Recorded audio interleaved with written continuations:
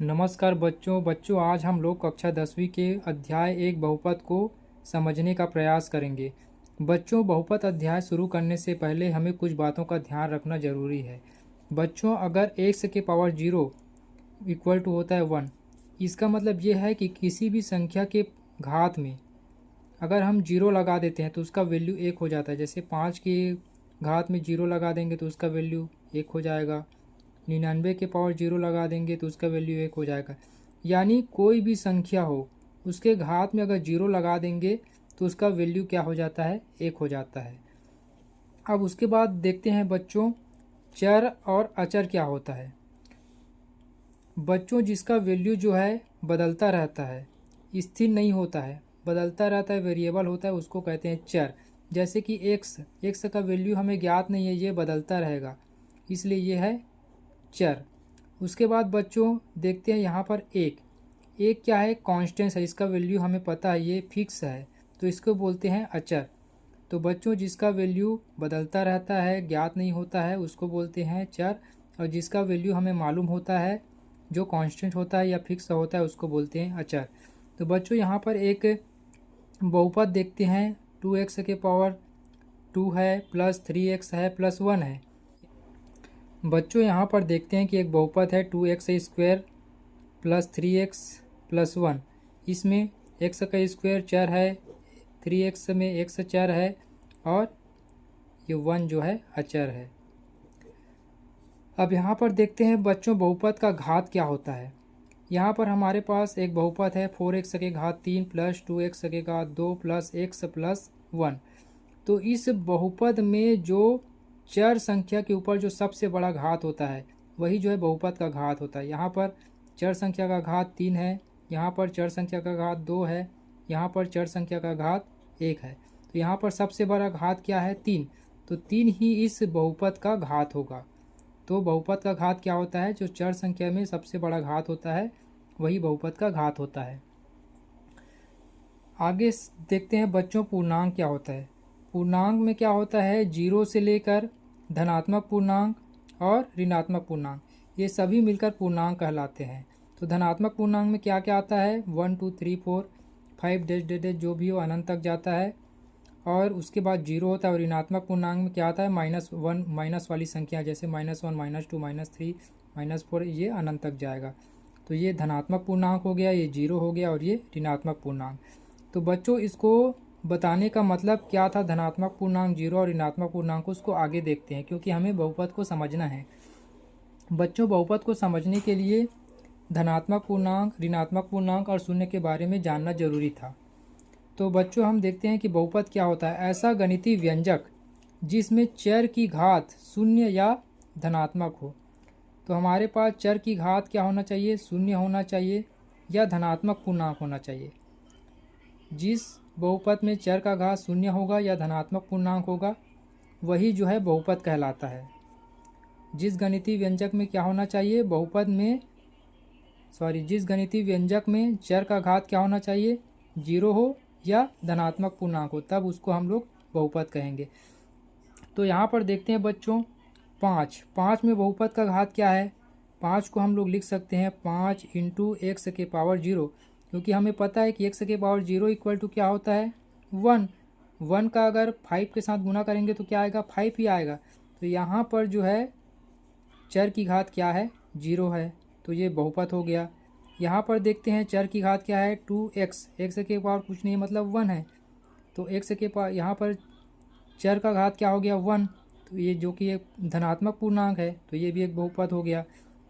यहाँ पर देखते हैं चर का घात 2 है, तो धनात्मक पूर्णांक है। यहाँ पर चर का घात 1 है, ये भी धनात्मक पूर्णांक है, तो ये भी एक बहुपद हो गया। यहाँ पर देखते हैं चर के घात +3 है, चर के घात +2 है, चर के घात +1 है, तो ये भी एक बहुपद है। तो बच्चों, जिस चर की घात ऋणात्मक या भिन्नात्मक हो वह बहुपद नहीं होता है। अब कैसे ऋणात्मक या भिन्नात्मक हो तो बहुपद नहीं होगा, इसको समझने का प्रयास करते हैं। जैसे कि यहाँ पर 1/x, 1/x है, इसको क्या लिख सकते हैं, x ऊपर जाएगा तो हो जाएगा x की घात -1। तो अगर चर की घात -1 है तो -1 है, तो ये जो है बहुपद नहीं होगा। उसी प्रकार देखते हैं बच्चों, यहाँ पर है x की घात -2, चर की घात क्या है, ऋणात्मक में है, माइनस में है, तो ये भी बहुपद नहीं होगा। यहाँ पर है वर्गमूल एक्स। वर्गमूल एक्स को क्या लिख सकते हैं बच्चों, एक्स के घात 1/2।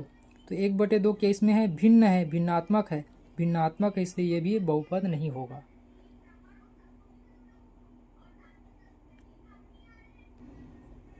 बच्चों अब आगे समझने का प्रयास करते हैं कि बहुपद के पद क्या होते हैं।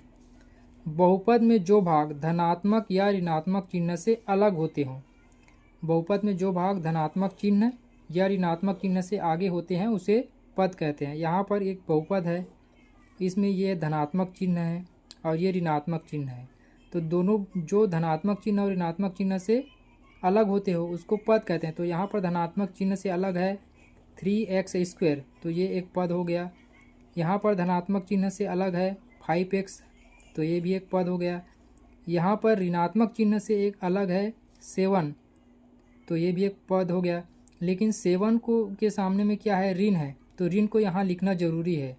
बच्चों हमने यहाँ पर धन को क्यों नहीं लिखा, क्योंकि धन को लिखने से लिखना जरूरी नहीं होता है, इसलिए हमने यहाँ पे धन को नहीं लिखा।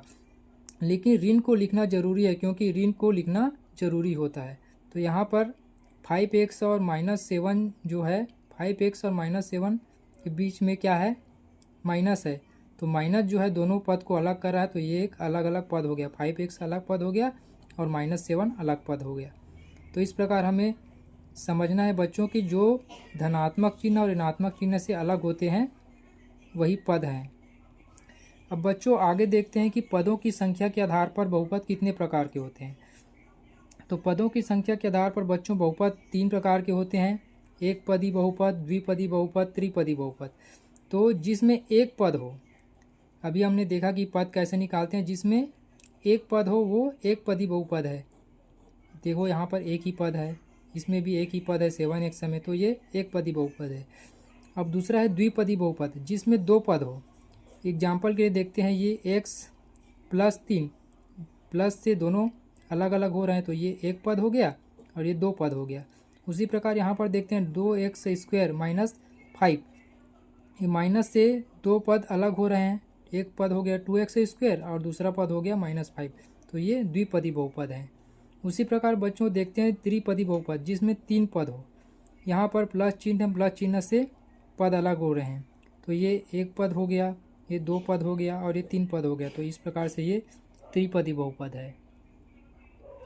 अब बच्चों घात के आधार पर बहुपद के प्रकार को समझने का प्रयास करते हैं।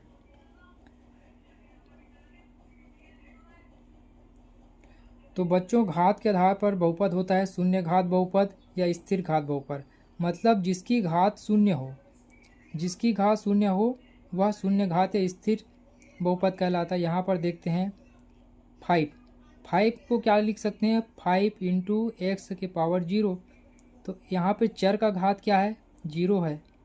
यहाँ पर 7 को क्या लिख सकते हैं, 7 × x⁻0, तो चर का घात क्या है, 0 है।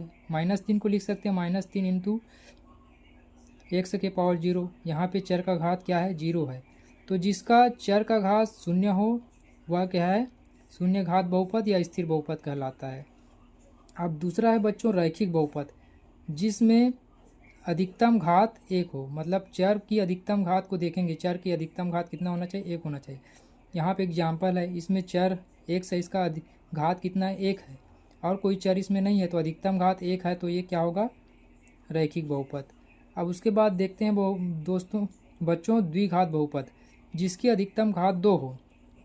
यहाँ पर देखते हैं ये चर है, ये चर है, यहाँ पे घात 2 है, यहाँ पे घात 1 है, तो अधिकतम घात क्या है, 2 है, तो ये हो जाएगा द्विघात बहुपद। उसके बाद अगला है बच्चों त्रिघात बहुपद। त्रिघात बहुपद में क्या होना चाहिए, अधिकतम घात 3 होना चाहिए। तो यहाँ पर देखते हैं ये चर है, ये चर है, इसमें घात है 3, इसमें घात है 2, अधिकतम घात क्या है, 3, तो अधिकतम घात 3 है, तो ये हो जाएगा त्रिघात बहुपद। तो बच्चों ये जो अध्याय है हमको समझ में आया कि नहीं आया, इसको हम ऑब्जेक्टिव का प्रश्न का आंसर लगा के देखने का प्रयास करते हैं। तो यहाँ पर हमारे पास एक बहुपद दिया है 3x² + 4x + 5 किस प्रकार का बहुपद है, एक पदी बहुपद है, द्विपदी बहुपद है, त्रिपदी बहुपद है या शून्य बहुपद है। तो हम देखते हैं एक पदी बहुपद में क्या होता है, केवल एक ही पद होता है। यहाँ पर कितना पद है, 1 2 3, तो ये क्या होगा, त्रिपदी बहुपद।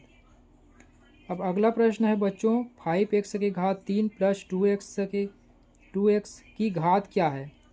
किसी बहुपद का घात कैसे निकालते हैं बच्चों, चर यानी x की अधिकतम घात को देखते हैं। तो इस बहुपद में अधिकतम घात चर का कितना है, इसका घात है 1 और इसका घात है 3, तो अधिकतम घात है सबसे ज़्यादा घात 3, तो इसका आंसर हो जाएगा 3। तो बच्चों ये अध्याय एक बहुपद को शुरू करने से पहले कुछ इम्पोर्टेंट टॉपिक था जिनको समझना ज़रूरी था। अब इसके नेक्स्ट भाग में हम लोग जो है अध्याय एक बहुपद को अच्छे से शुरू करेंगे और उसके प्रश्नों को हल करेंगे। तो बच्चों मिलते हैं अगले अध्याय में, तब तक के लिए जय हिंद जय भारत।